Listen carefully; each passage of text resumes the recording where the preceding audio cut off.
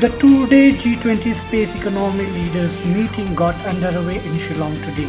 G20 Sherpa Amitabh Kant, Union Minister of State for Finance Pankaj Chaudhary and Chief Minister Conrad Sangma graced the inaugural function.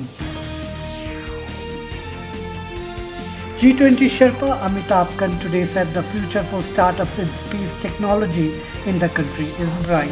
He also said that Shillong will play an important role in space technology development in the Northeast.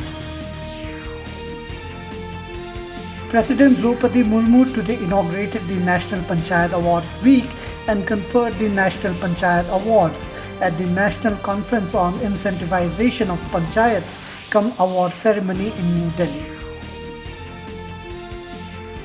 The first edition of the biannual Army Commanders Conclave 2023 will be conducted in hybrid format from today.